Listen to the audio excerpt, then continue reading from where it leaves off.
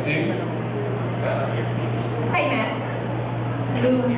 Yeah, just Gail of ShareMedia.com and my question is, now that you've integrated the multi-user to WordPress stream, what's going to happen to the development of WordPress MU, VBPress, and basically all of those multi-user platforms that you guys did on what's going to happen to them? Sure. Phase it out or what? So, as background for folks, WordPress 3.0 fulfills the 7-year to-do merging multi-site, what was originally called B2++, later became WordPress MU, and now is known as WordPress MS, which stands for multi-site, and core WordPress. This is awesome for the multi-user for MU, because MU always never got quite as much development attention as core WordPress did, so the code often lagged behind, the releases could be a few weeks to as long as 2 months behind regular WordPress. Now it's all one. So there's been a lot of code updates, there's been a lot of security updates, a lot of just sort of cleanup of that code base. In 3.1, which is the next release, in 3.2, we're doing UI implements. So there's parts of the UI still in MU that haven't had the care and attention that, say, WordPress 2.7 had. So James, who's our Chief User Experience person and a community lead at WordPress.org, has taken some time to look at different streams in MU to try to make multi-site administration easier. Beyond that, though, MS is still targeted as sort of a power user tool. To enable it, you have to add a WP config file. And that's not because we couldn't make it so you can just click it with a button, but because running a multi-site install has other implications. It's more of a responsibility. It's more powerful. And we had the Uncle Ben quote earlier, great power comes great responsibility. So we want it to be a conscious decision people are taking in order to embark down the MU journey, or MS journey. So that's why it's a little bit behind the scenes still, and probably will remain for the foreseeable future. Okay, you have a question here, man? My name is Pamela. Sir, I have a question regarding using WordPress as a CMS.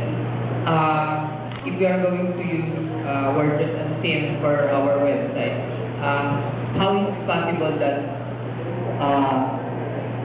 we can use WordPress as a CMS to reach different websites wherein, let's say, the information entered or coming from a different contact form from the different websites will collect or will be collected in one server or database. I'm not sure if I understand the question.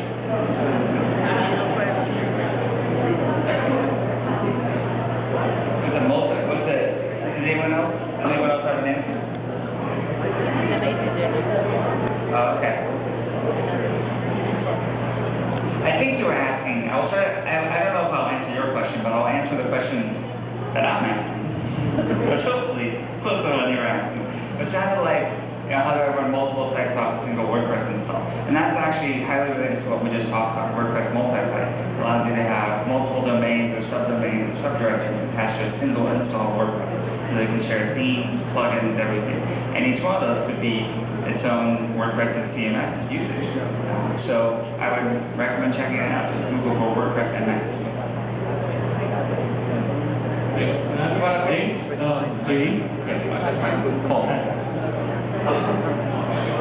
Paul Paha from Red Media here in Platform.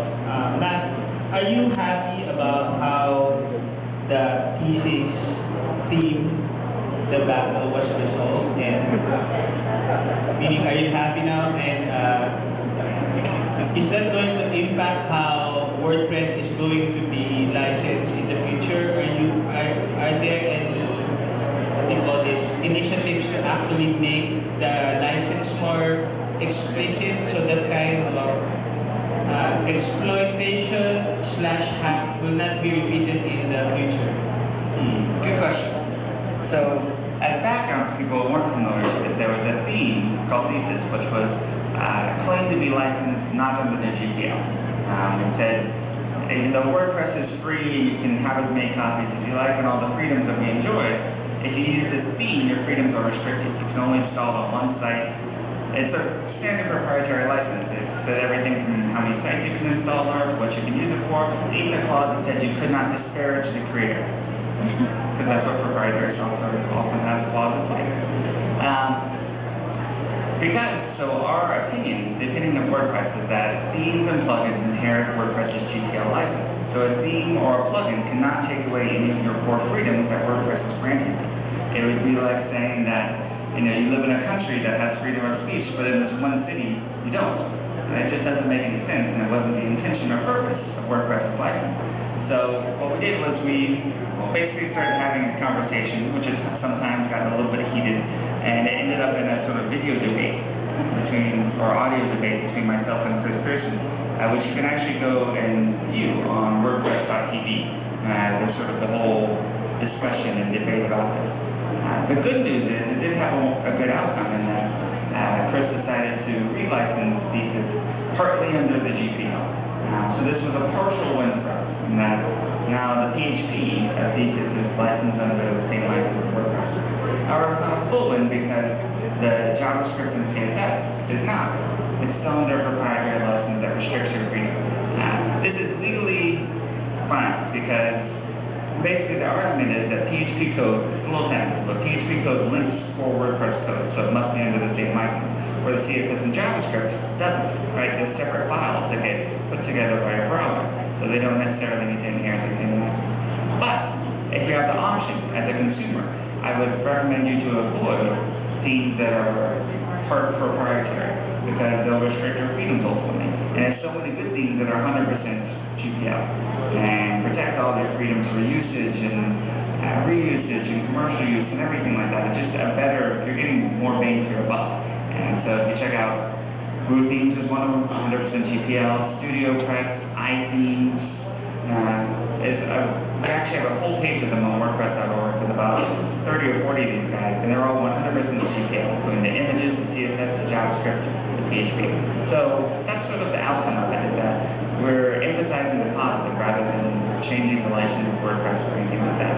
And in terms of clarification, I think our position is still pretty clear. And we started down the road of actually doing litigation. So preparing a case against this particular violation of the GPL.